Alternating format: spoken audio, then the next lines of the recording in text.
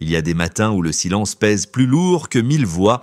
Ce lundi-là, dans la salle d'audience du tribunal fédéral de Manhattan, l'ambiance n'a rien de banal, pas de cris, pas de scandale, pas de témoins spectaculaires. Seulement ce calme étrange, un calme qui colle à la peau, comme l'air juste avant la tempête, le genre de calme qui n'annonce rien de bon.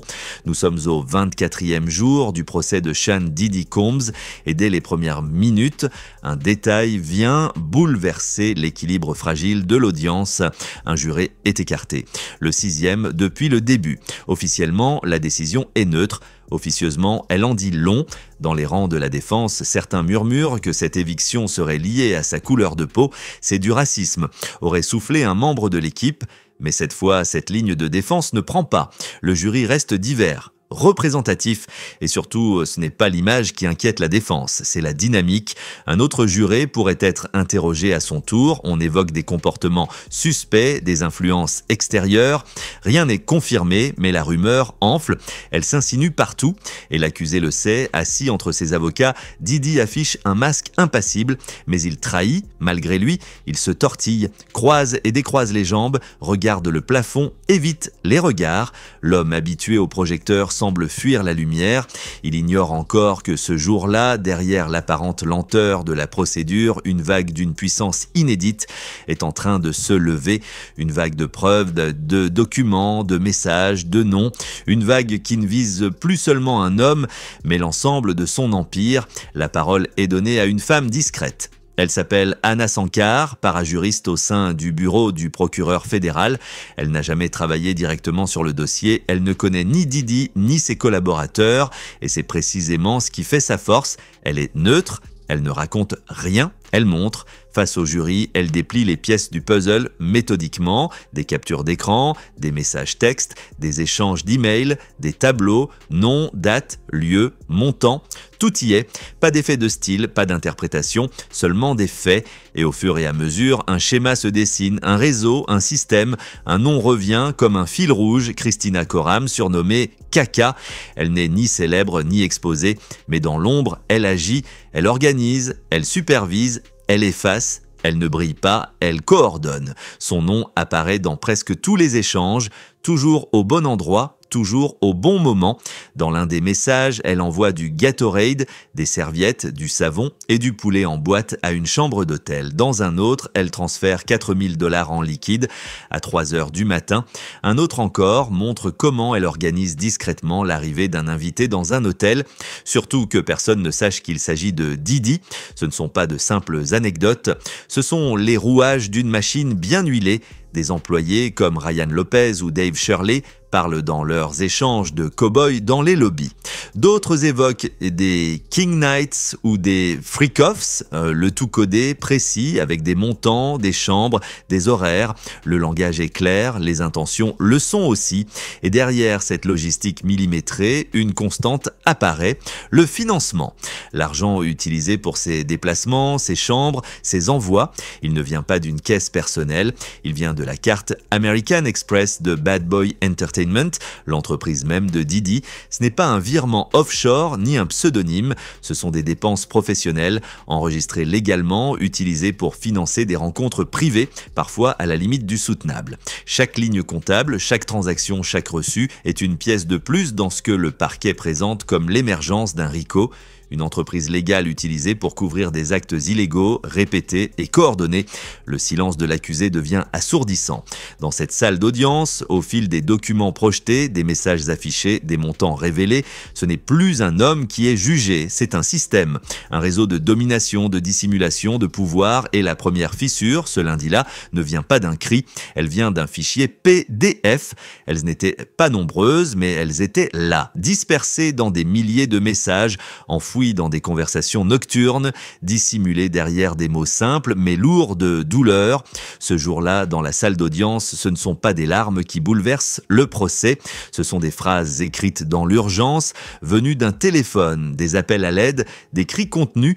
Tout commence avec Cassie.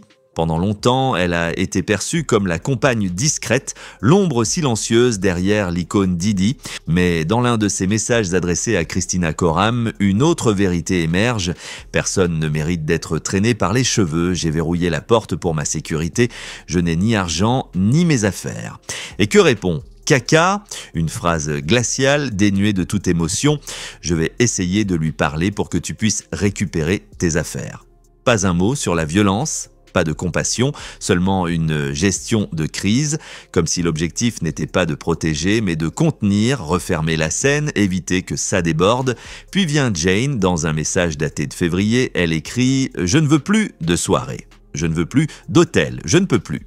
Quelques semaines plus tard, il a dit qu'il allait m'exposer, qu'il enverrait les vidéos à mon ex. Je suis traumatisé par ce que j'ai vécu avec lui. La peur devient outil de contrôle, la menace, une stratégie. Le plaisir n'est plus au centre. Le pouvoir, si. Et puis il y a Mia, ancienne assistante personnelle. Après s'être éloignée de l'univers Didi, elle reçoit un message de lui. « Tu étais ma main droite, j'aimerais entendre ta voix. » Rien d'ouvertement violent, juste un souvenir.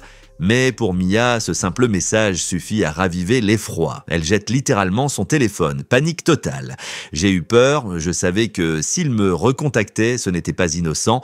Ces 3 récits ne sont pas des exceptions. Ils révèlent la normalisation de la peur dans l'entourage de Didi, un environnement où les cris sont murmurés, les blessures ignorées et la loyauté exigée sans condition.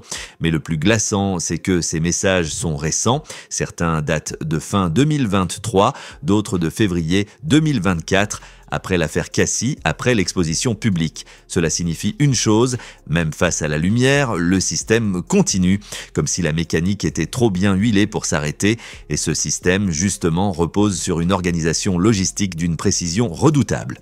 Chaque femme est transportée, logée, isolée, souvent dans des chambres d'hôtel réservées sous de faux noms, parfois en espèces, parfois via la fameuse carte American Express, finissant par les chiffres 9686, une carte appartenant à Bad Boy Entertainment Worldwide, entreprise de Didi. À la barre, l'agent spécial d'Isa Penland présente un tableau d'une rigueur chirurgicale. 71 entrées, nom, hôtel, vol, messages, factures, vidéos, tout concorde. Les femmes ne voyageaient pas seules, les dépenses étaient coordonnées.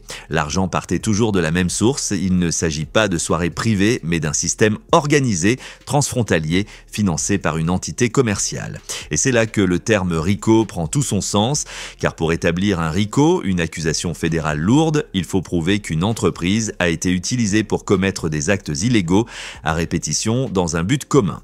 Et ce que la Cour découvre, c'est exactement cela. L'organisation Didi n'est pas une abstraction, c'est un organigramme vivant.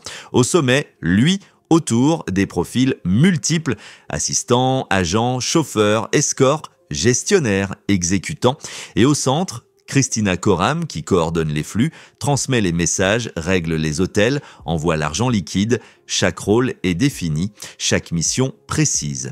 Et tous convergent vers un seul objectif, satisfaire les désirs du patron et protéger l'image de l'Empire. Une conversation en particulier résume l'ampleur du contrôle.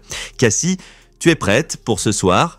Escorte, j'espère qu'on pourra refaire une de ces soirées avec vous, c'était incroyable. Des soirées, des chambres, des corps, des trajets, des sommes. Et derrière chaque mot, la même signature, celle de Didi. Ce jour-là, dans la salle d'audience, ce n'est plus seulement une enquête, c'est l'autopsie d'un système. Et à mesure que les documents s'enchaînent, les regards changent. Ce n'est plus simplement la chute d'un homme, c'est la chute d'une mécanique que beaucoup croyaient inattaquable. Dans une salle d'audience, certains silences font plus de bruit que les cris, et ce jour-là, ce n'est ni un témoin, ni une vidéo, ni une confession, mais un son qui va figer le tribunal tout entier. Pour la première fois depuis le début du procès, les jurés, équipés de casques audio, entendent ce qu'on appelle dans le dossier les freak-off. Pas d'image, juste le son. 3 extraits, un premier, environ 3 minutes, un deuxième, plus court, plus dérangeant. Un troisième, glaçant. Pas besoin de voir, les bruits suffisent. Des ordres murmurés, des soupirs, une voix grave, autoritaire, la voix de Sean Combs, parfois à peine audible mais reconnaissable. Il dirige, il guide, il impose, et en face, une femme. Le tribunal pense qu'il s'agit de Cassie, sans pouvoir l'affirmer totalement, mais là n'est pas la question. Ce qui frappe, c'est le contexte. Ces enregistrements ne sont pas des souvenirs partagés entre adultes consentants, ce sont des extraits d'un système, un système où certaines femmes étaient droguées. D'autres contraintes, d'autres encore menacées. Ce que l'on juge ici, ce n'est pas la sexualité, c'est l'absence de consentement, le chantage, le pouvoir imposé, l'accusation le sait, ces sons sont violents. Ils choquent, ils marquent, ils risquent d'exposer les victimes, mais ils sont aussi essentiels pour comprendre l'ampleur du dossier. Et le plus inquiétant reste à venir, il existerait 9 vidéos au total. Ce que le public vient d'entendre n'est qu'un échantillon. Dans un revirement inattendu, la défense envisage même de s'en servir, de les utiliser pour démontrer que les femmes étaient consentantes. Un pari risqué, car à ce stade, le tribunal connaît l'envers du décor. Il sait ce que cache le regard des victimes, il connaît la peur, la pression, le poids du silence. À la fin de la diffusion, personne ne parle, les jurés sont figés, certains froncent les sourcils, d'autres baissent les yeux. Un homme, selon un observateur, reste immobile, comme figé dans le marbre, et Didi, lui, regarde le sol, mais un détail glace la salle, il aurait esquissé un sourire. Ce jour-là, ce ne sont plus des documents ou des tableaux qui accusent, ce sont des sons, des mots, des ordres. Et dans cette salle, quelque chose bascule, mais la tempête ne s'arrête pas là. Car quand les preuves deviennent trop lourdes, certains cherchent à les étouffer. Et dans ce procès, cela porte un nom: obstruction à la justice. Le parquet dévoile un élément clé, un téléphone caché. Un appareil que Didi aurait expressément demandé de ne jamais remettre à la justice. Le juge autorise son inclusion dans le procès, mais ce n'est pas tout. Une autre femme entre en scène, Bona. Elle affirme avoir été suspendue par Didi au-dessus d'un balcon. Terrifiée, quelques jours plus tard, alors qu'elle n'a encore parlé à personne, elle reçoit un appel. Un proche de Didi, Rob Holiday, tente de la convaincre de gérer ça en privé. Mais ce n'est pas une discussion, c'est une offre, $1 million pour se taire. La proposition aurait été faite en visioconférence. Documenter un achat de silence, un accord d'urgence pour éteindre un incendie avant qu'il ne devienne incontrôlable. L'accusation dénonce une manipulation directe de témoins et cela change la nature même du procès. Désormais, on ne juge plus seulement des actes du passé, on juge une volonté active de faire taire la vérité et cela, dans le Code pénal fédéral, est puni de 5 à 20 ans de prison supplémentaire, non cumulable, indépendant. Didi ne se bat plus pour son image, il se bat pour sa liberté et au cœur de cette mécanique, un nom revient encore et encore. Christina Coram, le bras droit, l'organisatrice, la voix de l'ombre. Elle n'a pas témoigné, elle n'est pas sur la liste officielle, mais elle est partout. C'est elle qui réserve les chambres, c'est elle qui envoie les enveloppes, c'est elle qui parle aux escorts, aux chauffeurs, aux agents de sécurité, c'est elle qui rassure Cassie, qui temporise Jane, qui exécute les demandes de Didi. Et pourtant, elle reste silencieuse. La défense affirme qu'elle ne savait rien, qu'elle n'était qu'une employée, un pion. Mais les messages lus à la cour racontent une autre histoire. Alors pourquoi ne parle-t-elle pas? Par peur, par stratégie, par loyauté? Ou parce qu'elle négocie? Une théorie circule dans les couloirs du tribunal. Un mot chuchoté à mi-voix: flip. Et si elle basculait? Et si elle trahissait Didi pour sauver sa peau? Certains évoquent un deal, 5 ans de prison au lieu de la perpétuité. Kaka connaît tout. Et si elle parle, l'édifice s'effondre. Mais pour l'instant, elle se tait, elle observe. Et tout le monde sait que le moment viendra. Dans la salle d'audience, ce n'est plus un simple accusé que l'on observe, c'est un mythe qui s'effrite. Sean Combs, icône de la musique, du pouvoir, du luxe, est aujourd'hui une silhouette affaissée, silencieuse dans le box des accusés. Il ne parle plus, il ne dirige plus, il ne brille plus, il subit. Le jury le regarde autrement, ses collaborateurs l'évitent. La presse le dépeint comme un prédateur acculé. Le parquet, lui, avance avec la précision d'un joueur d'échecs. Encore 2 témoins, un expert technique. Puis le rideau tombera, mais pour le public, le verdict moral est déjà là. L'homme qui voulait tout contrôler ne contrôle plus rien et l'empire qu'il a bâti sur la peur, la soumission et le silence commence à s'effondrer.